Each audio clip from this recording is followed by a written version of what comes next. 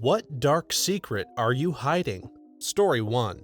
I have a secret fantasy life populated with imaginary friends. It started in grade school and I have continued all my life. I am now in my 50s and still prefer to be alone in my imaginary world instead of being with my family or friends. I can't even tell my psychiatrist because I'm afraid he will lock me up or give me drugs to make it all stop. I've done this since I can remember as well. I'm now 42. I first heard about maladaptive daydreaming a little over a year ago. It was a relief to find out I wasn't crazy nor alone, but it's always been my big secret. I know how you feel in a way. I've had so many toxic people hurt me that I just preferred to not be around people anymore. Why put myself through any more pain when I can just be alone? Why open myself up to possibly more traumatic experiences if I don't have to? I didn't have a choice as a child that I do now as an adult. I just wish that people would normalize wanting to be alone, but frankly, I don't care what people think. They can write me off as eccentric and weird if they want to. I've never heard of this, but it doesn't sound as ominous as the name suggests. It may keep people from interacting with others, but I'm not seeing the negativity in it. I'm not a professional though.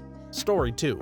Last Christmas, I learned my sister and I don't have the same father and are technically half-sisters. My sister's biological father tried to start a relationship with my mom that resulted in a pregnancy and ultimately didn't work out. That biological father is dead now, but I didn't probe any further about his identity or how he died in case it was something traumatic for my mom to remember. So she raised my sister as a single mother at my grandma's house in the 80s. Then she met my father and they started dating and it worked out because they got married in the 90s. Moved into a new house, and a short time after that I was born. She told me, never call my sister my half-sister and just pretend all of this doesn't matter, because she's my sister and I'm keeping it that way. And if anyone asks about the 10-year age gap, I just tell them it's a long story. My half-technically different father's brother has a 19-year head start on me. I tell everyone that my mom told everyone else. She said she had to forget how much childbirth hurts. All my siblings are half. 2 of my siblings and I share one mom and 3 different dads, and the other 2 and I share the same dad and 3 different moms. I'm 12 years younger than my youngest sibling and 19 years younger than my oldest sibling. I'm so confused by that last one. How many houses do they have to visit for Christmas or other holidays? But yes, the point remains, if you love your half-sister, call her your sister. But really, she should know the truth. It could cause a lot of hurt and confusion later.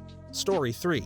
I'm the spitting image of my grandpa on my dad's side. Both my parents are almost a foot shorter than me, but I'm almost the same height as him. When my mother got sick when I was a kid, my grandpa went to visit her daily for extended periods of time in the hospital. In his final moments, she did the same. After he passed, we found out he kept a whole other family on the side in secret too. Looking back at my dad's military deployment history, it would also be dicey if she could have gotten pregnant by him around the appropriate time. Based on a collection of various hunches, I'm fairly convinced I'm the product of an affair between my mother and supposed grandfather. More disturbingly, this would probably be one of the most lighthearted revelations about my family. So your dad is actually your half-sibling? Probably. Unfortunately, not that I'd ever bring it up. Don't need even more drama in the mix. Plus, they're so old, I don't really care what they did decades ago, even if it resulted in me. This person seems to have accepted this probability, and good for them, because I would lose my lunch over it.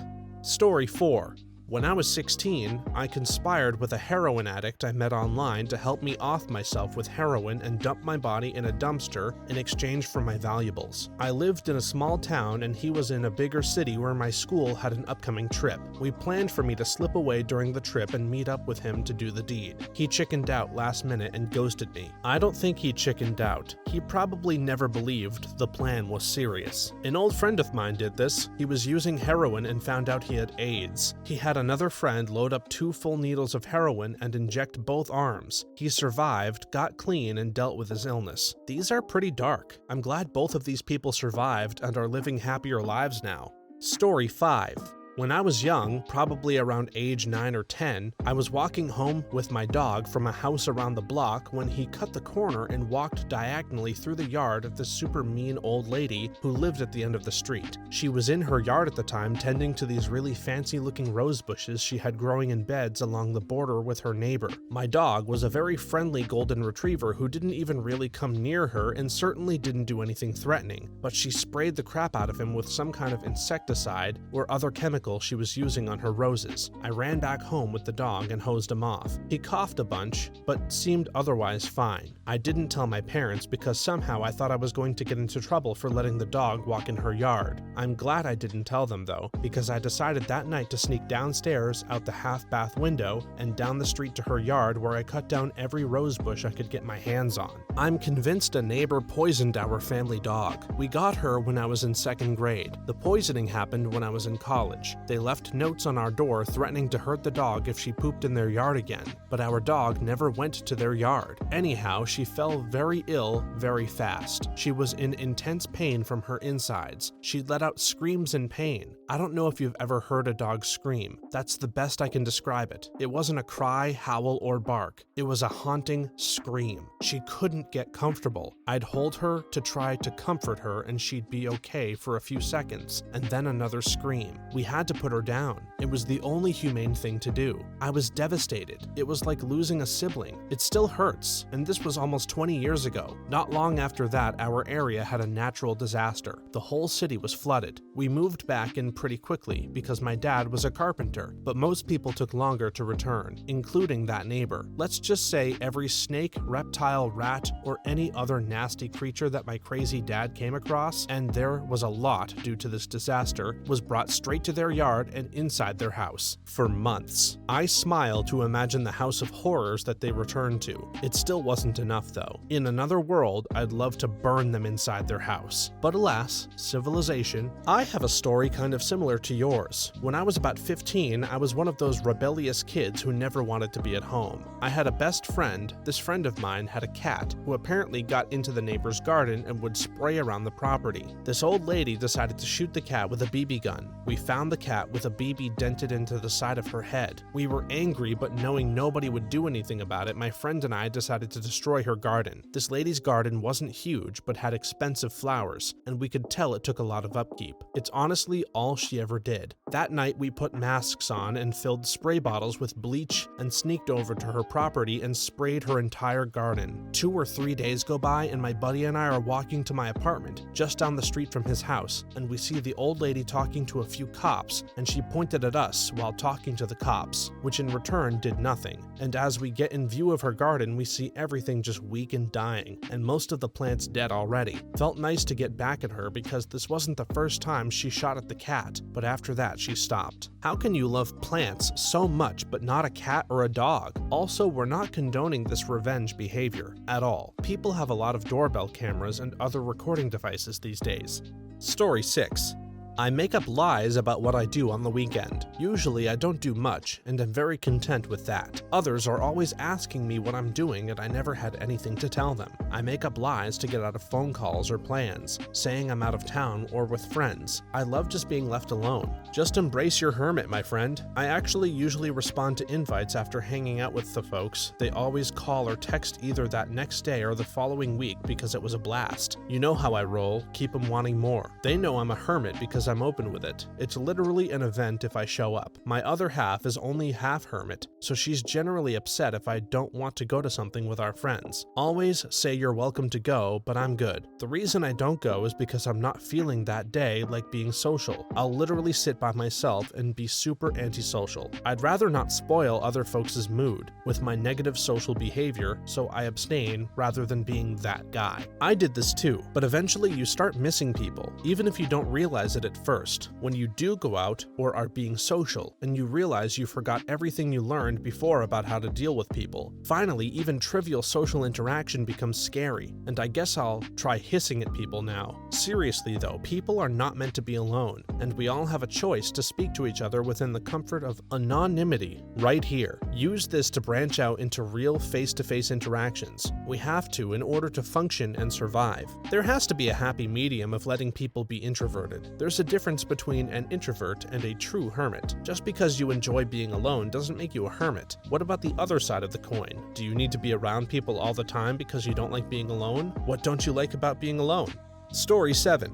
When I was a teenager, I worked at a novelty tourist shop near me. Being the idiot that I was, I stole a wad of cash from the store. It was $100 in $1 bills. I told nobody, but they knew it was missing. Right about the same time, a coworker who was always trying to get me fired was telling someone she got about $100 in tips from her other job. They ended up firing her because they didn't trust that it wasn't her. Not super dark, but mine is also stealing from my employer. It was a seasonal job, and they told people if you came back next season you'd get a raise. Next season I got a 50-cent per hour raise and mentioned it to a couple other people who had also returned, who it turned out didn't get a raise. They went and complained to the boss, who then took my raise back and gave each of them 25-cent raises. I argued with the boss for a bit, but eventually just decided I'd steal a few bucks per shift to make up for the difference. I worked at a Pizza Hut a while back and had been there a couple years, making $7.75 an hour. I liked the job though, so I didn't care much.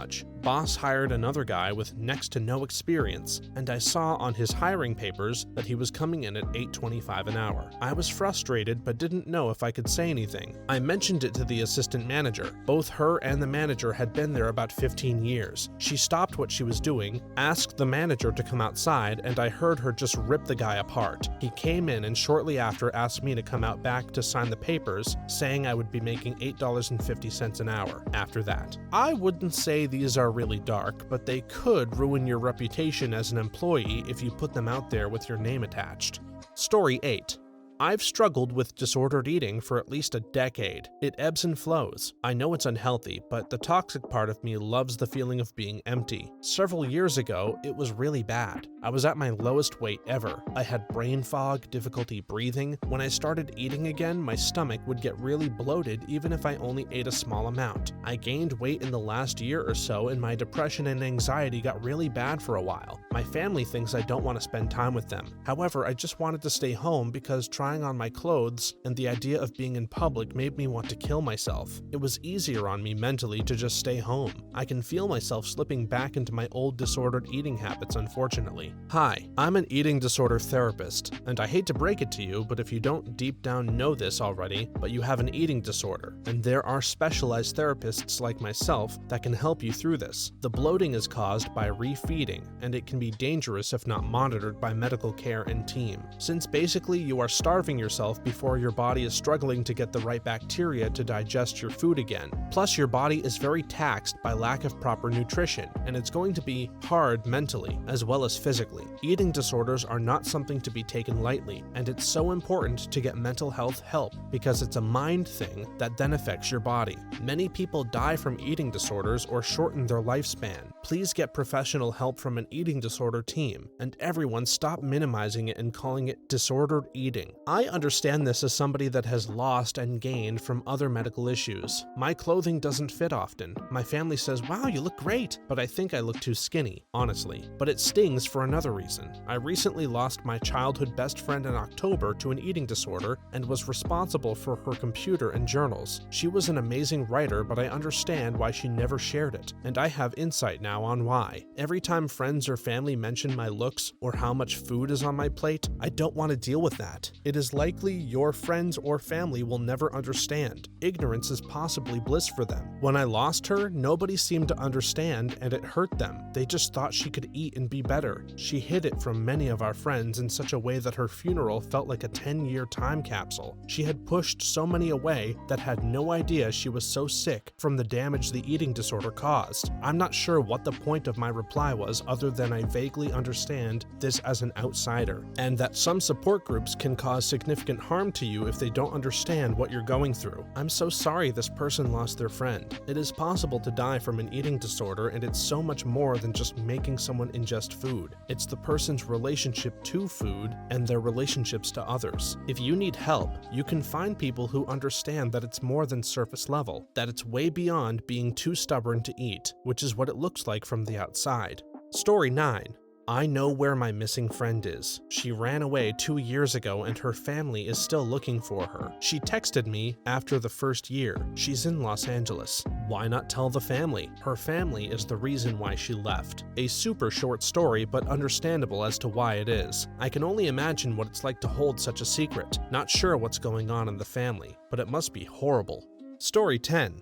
A man broke into my home about 10 years ago. Well, kind of. He knocked, I answered the door, and he pushed his way in. He spoke about the 4 horsemen of the apocalypse and tried to extort me for protection, or he and his brothers of doom would come and kill me. He was huge, ex-Navy if he was to be believed, drunk as hell, hand covered in blood holding a broken bottle. I was terrified. I told him to leave. He wouldn't. He was getting aggressive. I told him I would splatter his brains against the wall if he didn't. I didn't have a gun at the time. Anyway, he didn't leave. I went into my kitchen and grabbed a knife and sliced at him a few times. He staggered away, seemingly okay. I assumed he was all right, just wounded a bit. I never saw him again. A neighbor told me days later a man was found dead with some wounds on his arm. I can only guess he bled out, but I never got questioned somehow. There was a lot of blood in and around my house. I lived in a pretty seedy area, so I guess the cops just didn't care. The guy was apparently a repeat criminal. I killed a man, at least indirectly, and have never told anybody. You killed a man that illegally entered your home without authorization, with a bloody hand around a weapon that was completely off his gourd, and gave you an ultimatum with the consequence that he and his brothers would kill you unless you cooperated. He basically put you into a hostage situation, and you were 100% within your right to defend yourself, which you did. I truly hope you carried no guilt with you all this time. I've carried a bit of guilt. I don't think he deserved to die, and I certainly don't want him dead, but it was me or him at that moment, I felt. I mean, who's to say he bled out? He was drunk, probably on drugs. If it was investigated and the wounds weren't the cause of death, I'm assuming that could be why no one was questioned. Also, if he was intoxicated and had drugs in his system, they probably thought he cut himself on something. This person has been carrying guilt for a long time over defending themselves. That is a dark one. I hope they get some relief from telling others what happened.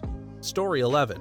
When I was younger, I lived with my grandmother. Not long after I turned 18, her health started to decline. That sort of decline that you know means she won't be around for much longer. Over the months, I did my best to take care of her, getting her to the hospital when she needed to, and other things. We had someone coming every day to help her with the things I couldn't. Well, what my family doesn't know is that the night she passed, I was in the living room watching TV. My dog was in bed with my grandma, and I started to hear him whimper and bark. I knew what was happening. I knew that if I acted, I could have potentially saved her. I didn't want to watch her suffer anymore, though. To watch her live with so much pain and unable to do anything for herself anymore, so I made the choice to let her pass before making any calls. She lived 92 years, and the only regret I have is that she passed a month after I would have graduated if I hadn't been kicked out of school. She had been in good enough health at the time to go to my graduation. I still kick myself for how stupid I was back then. I feel you. When my dad died of cancer,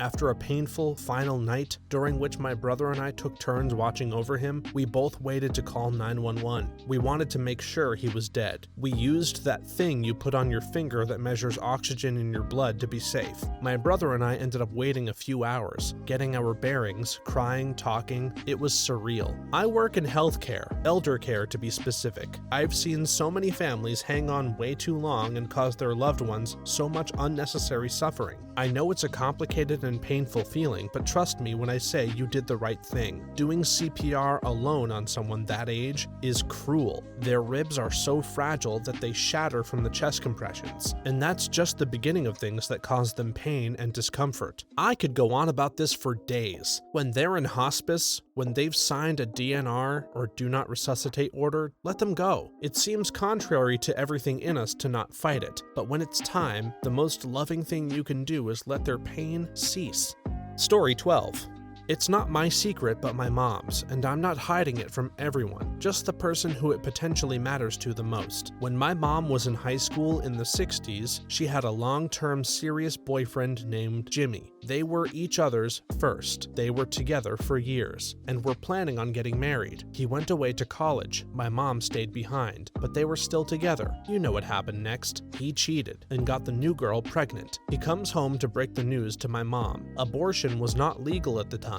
He basically says that he wants to be with my mom, but he has no choice but to marry this other girl. My mom was devastated. Here's the secret. My mom was also pregnant by him, but hadn't told him yet. She decided she wasn't ever going to tell him. Jimmy went on to marry the other girl and never knew my mom was also pregnant. She told me that she later threw herself down a flight of stairs in order to cause a miscarriage, and she lost the baby. My mom actually reconnected with Jimmy during the early days of Facebook. She didn't have an account, but asked me to look for him using mine. He was still married to the same person. My mom was married to my dad. They wrote to each other for a while using my account. Ugh. Signed their messages saying, "I love you." My mom passed away a number of years ago. I think about this knowledge I have that Jimmy doesn't. This major life event thing that he doesn't even know happened. It could have changed the trajectory of many lives. I'm certainly not going to tell him. It's not my secret to tell. Are you sure she didn't have a baby and adopt it out? As sure as I can be. It's obviously a possibility, no matter how small. I have done 23andMe genetic profiling and nothing like that showed up. Funny enough, something like that did happen on my dad's side. His sister, my aunt, was pregnant at the same time my mom was pregnant with me. She somehow hid it from everyone and gave the baby up for adoption. She didn't tell her family or her friends. She also never had any other children. About 10 years ago, her daughter came looking for her and my aunt finally told everyone. It was a big surprise. Surprise cousin! The Ancestry/DNA sites sure unearth a lot of secrets. Also, Jimmy was a cheater. Why did the mom still say she loved him? Story 13. I had an IBS, irritable bowel syndrome, attack once and had to violently crap in a church grounds behind someone's car. Used underwear to wipe too and left that there. Not proud. I had one in high school. Managed to clean any trace and nobody found out. Nobody knew except my father, who was unusually helpful, understood me and supported me, and never talked about it again. It was my darkest secret half of my life, but then I understood that it's natural and that I have nothing to be ashamed about. I realized I didn't have my sister's key on me too late and had to poop in her backyard. She probably still thinks it was her dog that made the wet pile. Washed my behind with water I scooped up from the pool. That must be awful to experience, and I feel bad for them, but it is kind of funny. Sorry. Story 14. My wife, her mom, and I bought a house about 2 years ago, and just from talking to the neighbors, I'd gathered that the family who lived here before had a daughter that was mixed up with the wrong people. We had some random person knock on our door at night saying he needed gas. We are down a long driveway. No way you'd randomly walk up to our house to ask for help. I think he was looking for the people who used to live here. And then another time, Sunday morning, making pancakes for the family, I get a knock on the door and it's 4 sheriff's officers saying they received a 911 call that hung up, and it was from the house. We don't have a landline, and I assured them my wife and 2-year-old did not make any call. They mentioned the name of the previous occupants, and I let them know we moved in earlier this year and they seemed okay with that, and left. Anyways, I was doing some yard work and struck up conversation with the neighbor. He saw the police cars and asked what was up. I told him the situation and he just said, "Oh yeah, that family was messed up. The cops were probably being cautious considering the shooting." "What shooting?" I ask. He kinda looks at me with a sad, worried face. "The shooting in your house." "Wait,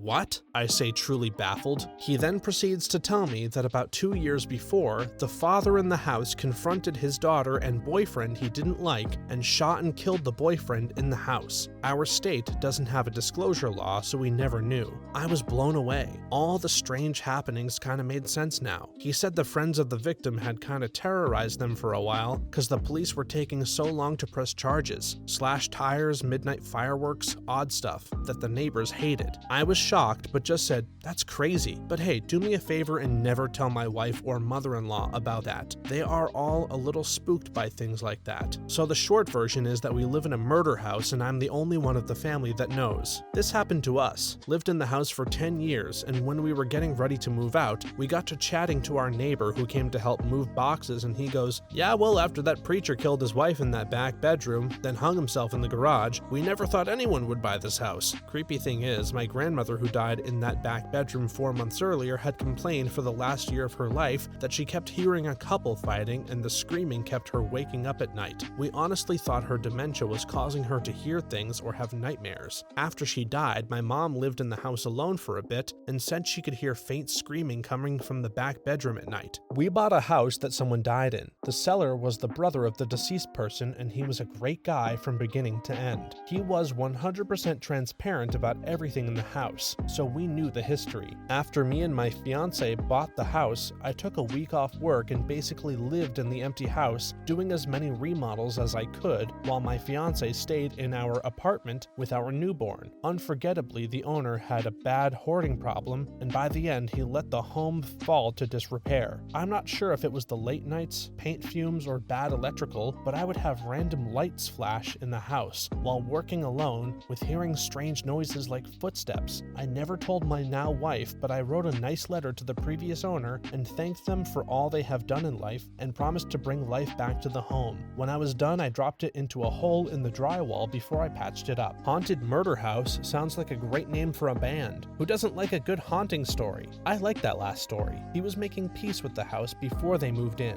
Story 15. My PTSD isn't getting better. I have nightly nightmares of the industrial accident I was in. I see my coworker ripping his burnt face off every night. I no longer scream in my sleep because of it. I'm no longer terrified as much by it. Even though I know it's not my fault, I feel an enormous amount of guilt for what happened to him. Sometimes when I'm not sleeping, I'll hear the scream he made in the distance, and it'll make my blood feel like ice. Therapy hasn't done much. I want to bring up EMDR. I'm a first responder, and I have seen many coworkers deal with the trauma and horror of the job. Everyone I know who has tried EMDR has told me it's life-changing. If it isn't a good fit, please don't stop trying to find something that is. Please continue to advocate for yourself and know that you are experiencing a normal reaction to an abnormal event. Most people will never experience something that comes close to what you experienced, which can feel horribly isolating. Sending hugs to you. I pulled out in front of someone at a busy intersection. My car was barely bumped and I got out expecting to see a fender bender, but she was texting and driving and never hit the brakes. I looked over to find her SUV spinning on its hood like a top. She had to be pulled out of the car and was bloody and injured and screaming for her child. They searched her car and there was only an empty car seat. The kid wasn't with her that day. I understand we both share a fault in what happened, and it was just a terrible accident, but I will never get those screams out of my mind. I have the dreams too. I don't have an answer for you or even myself, but I know the pain you are in, and I hope someday we can move past these terrible, terrible moments in our lives. Like with the eating disorder post, get help with PTSD. EMDR is eye movement desensitization and reprocessing. It's a method that trained counselors can use to help with PTSD. It's disabling. Story 16. I found my adoption papers a few years ago when I was looking for a copy of my birth certificate. I know my birth month. I just never had a relationship with her. My maternal grandmother took me in 2002. I never knew she adopted me, just knew that one day I ended up living with her after telling her I don't want to go back home. I also found the letter that my mom wrote as to why she was giving me up. That one really hurt. My grandma is really the sweetest person ever. I'm forever grateful for her, but I just wanted to say that now that I'm older, I understand why my mom did what she did, and believe it or not, we actually have a cordial relationship now. This brought back some unsettling feelings I thought I was over, but I want to thank you guys for your own stories and kind words. They made me realize that I'm not the only one who had a rough life growing up, and I shouldn't let that stop me from healing and being the best that I can be. This has been one of the worst years of my life. I've been taking loss after loss. I kept coming back to read the comments, and I saw how strong everyone is, and didn't let what they went through stop them from doing better. So I just wanted to say that I've made an appointment to start therapy again, and I'm going to be completely honest about how I truly feel and open up more. Thank you so much. I can't imagine the pain of what led to those circumstances, but man, thinking about your grandma hearing you say you didn't want to go home, and that was that. No more questions asked. She went through all the legal work, and it wasn't even a thing in your adolescence. I hope she was as good to you as it sounds, because she sounds like an angel. She's literally an angel. She took in one of my cousins when he was a baby because his mom, her daughter, was on drugs badly, so she raised me and him together. I'm so glad this poster and the cousin had this grandma to help them out. She saved their lives. I wish us all to have someone like that in our lives. Thanks for watching until the end. If you have a similar story that you would like to share, please leave it in the comments below if you're feeling okay with sharing it. If you enjoyed this video, please leave us a like and subscribe if you haven't yet. For more videos like this one, one right now, please stop by our channel or choose one on the video screen once the video is over. Thanks again, and see you next time.